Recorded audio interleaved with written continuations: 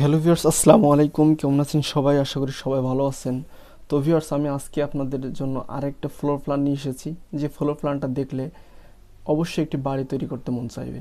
তো ভিউয়ার্স, এই বাড়িটা তৈরি করতে যে জায়গা এবং টোটাল যে কস্ট, সেটা অবশ্যই আমি ভিডিও শেষে জানিয়ে দেবো। তো ভিউয়ার্স, আপনারা পুরো ভিডিওটা আমার সাথে থেকে দেখবেন। তো ভিউয়ার্স, এই বাড়িটার ভিতরে বেডরুম আছে দুইটা এবং একটা আছে গেস্ট রুম। ভিউয়ার্স, এই বাড়িটা তৈরি করতে যে জায়গার প্রয়োজন, সে জায়গাটা হলো 30 ফিট বাই 30 ফিট 30 ফিট জায়গার উপরে আপনারা কিন্তু এই বাড়িটা তৈরি করতে পারবেন। ঠিক আছে। তো ভিউয়ার্স, এটা হলো 1 নাম্বার বেডরুম,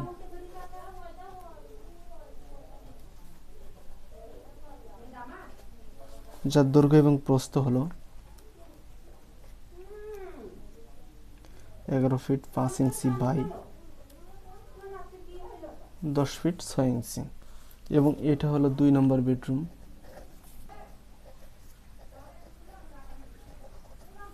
যার দৈর্ঘ্য এবং প্রস্থ হলো 10 ফিট 7 ইঞ্চি 10 ফিট 6 ইঞ্চি। এবং এটা হলো 3 নম্বর বেডরুম বা গেস্ট রুম,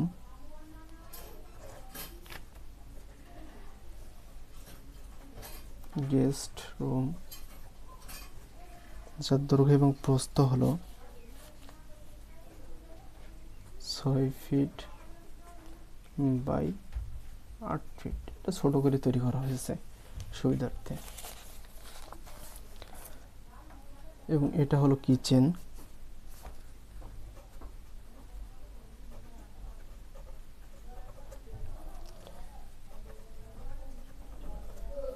রুম, যার দৈর্ঘ্য এবং প্রস্থ হলো 8 ফিট × 8 ফিট। এবং এটা হলো ড্রয়িং রুম,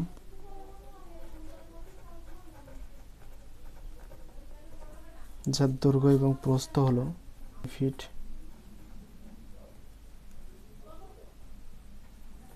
10 ইঞ্চি × 9 ফিট 10 ইঞ্চি। এবং এটা হলো ডাইনিং রুম বা হল রুম,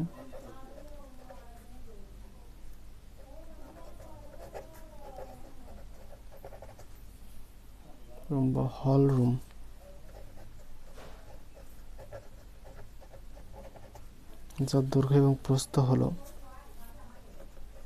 20 ফিট 9 ইঞ্চি এবং 9 ফিট 10 ইঞ্চি। তো ভিউয়ার্স, এইখানে এর সাথে কিন্তু আরেকটি বাথরুম আছে, কমন টয়লেট বা বাথরুম যেটা বলেন।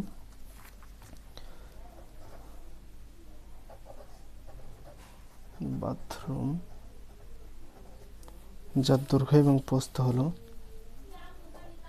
6 ফিট 4 ইঞ্চ এবং 6 ফিট।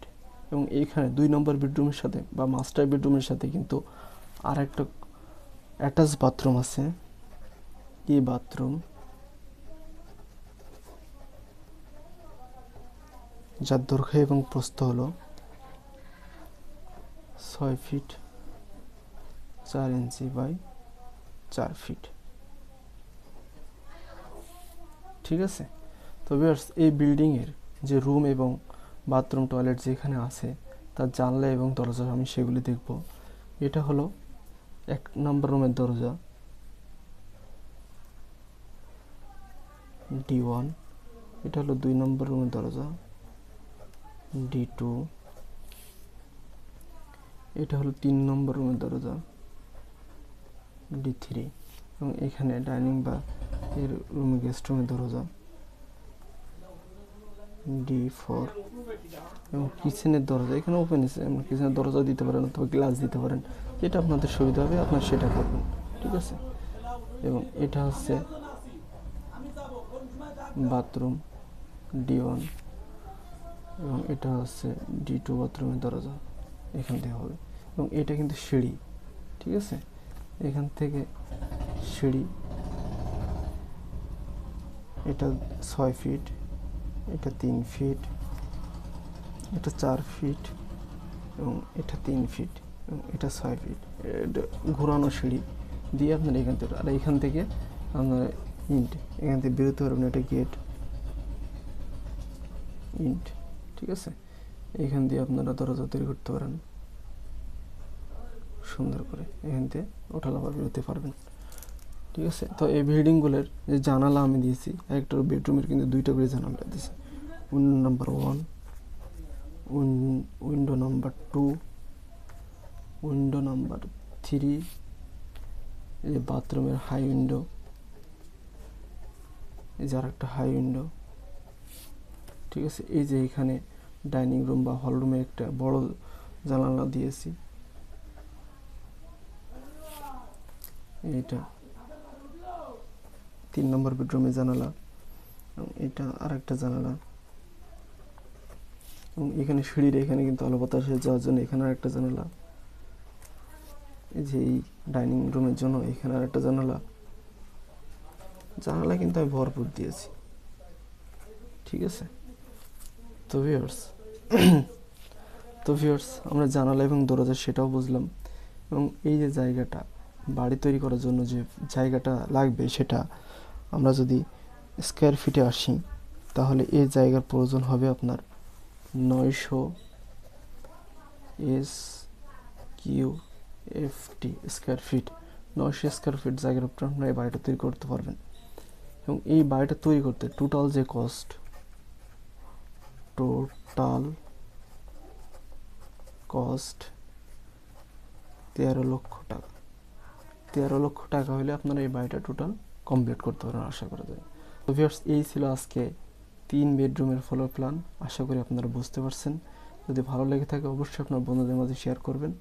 তো ভিউয়ার্স, ভালো থাকেন, সুস্থ থাকেন, আবারও দেখা হবে নতুন একটা ভিডিও। আসসালামু আলাইকুম।